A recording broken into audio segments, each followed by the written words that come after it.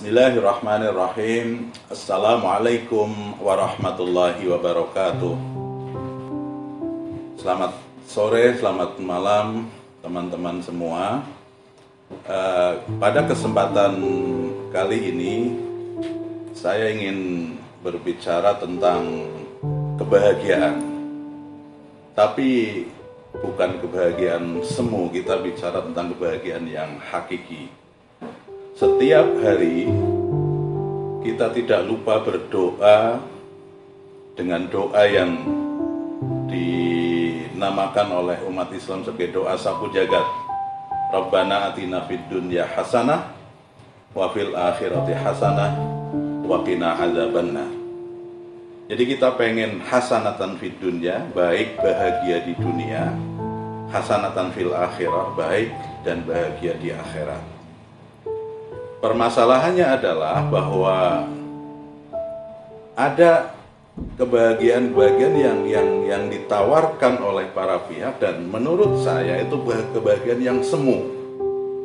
Dan kebahagiaan hakiki ini kalau dalam hasanah Islam itu salah satunya bisa didapat dengan pola hidup yang moderat, atau dalam bahasa agama adalah dengan prinsip wasatiyah. Prinsip wasat, prinsip tengah-tengah.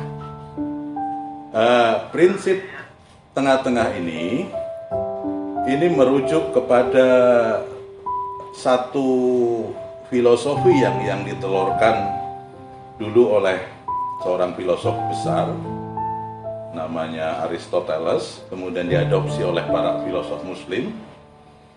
Dia punya prinsip bahwa al-fadilah, yang namanya keutamaan, yang namanya kebaikan, itu adalah wasat bainar razilatain.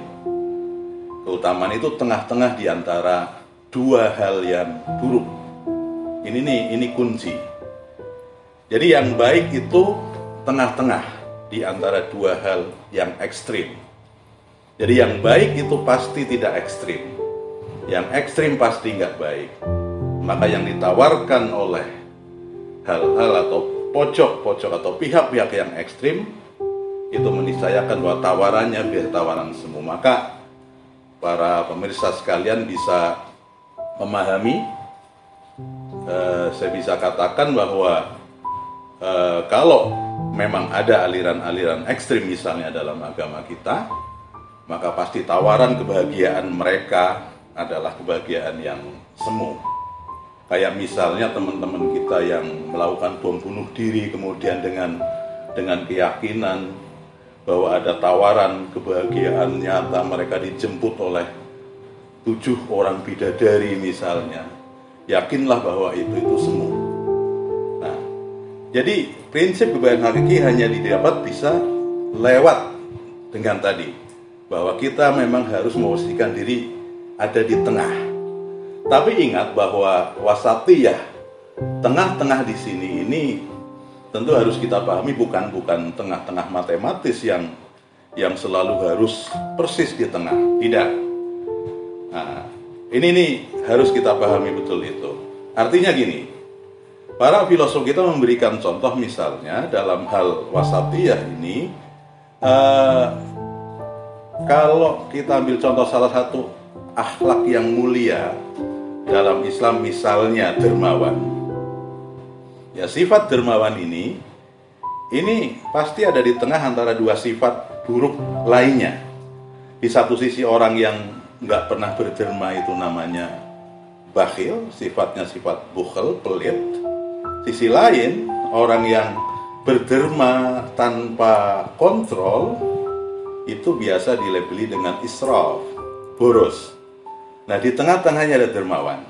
Tapi yang namanya dermawan pasti cenderung ke kutub yang satu, yaitu kutub israf tadi. Cenderung boros, tapi tidak sampai titik boros.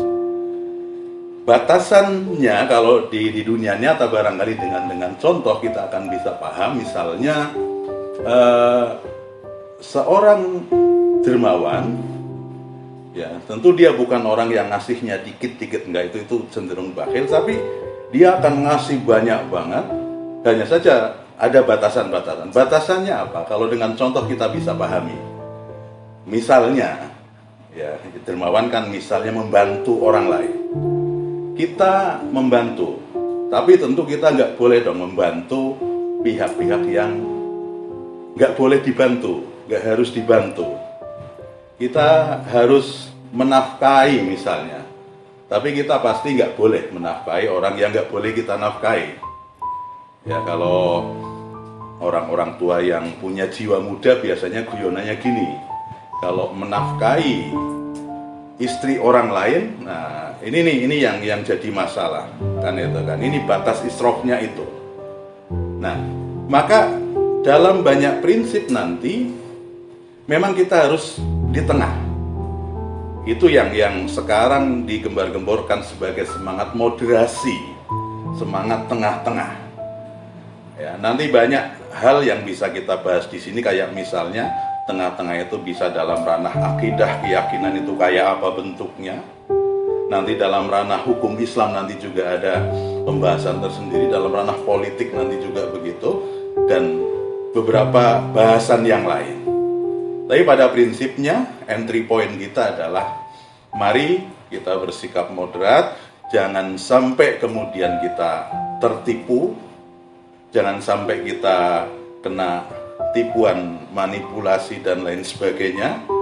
Ya, artinya kita pengen menggapai kebahagiaan, tapi kebahagiaan yang hakiki, yang salah satu jalannya adalah tadi bersikap moderat. Jangan ekstrim kanan, jangan ekstrim kiri, tapi kita ada di tengah-tengah. Ini yang dipesankan oleh para filosof kita. Mudah-mudahan kita bisa mengambil positioning yang bagus, sehingga doa kita tadi, Rabbana atina fid dunya hasanah wa fil akhirati hasanah, benar-benar nyata. Artinya di dunia kita tetap bisa menikmati kebahagiaan yang sesungguhnya, di akhirat nanti kita juga akan finally ultimate goal-nya, goal yang paling utama nanti adalah di akhirat nanti kita betul-betul menggapai as-sa'adah al-uswa, puncaknya kebahagiaan. Wallahul muwaffiq ila aqwamit thoriq. Assalamualaikum warahmatullahi wabarakatuh.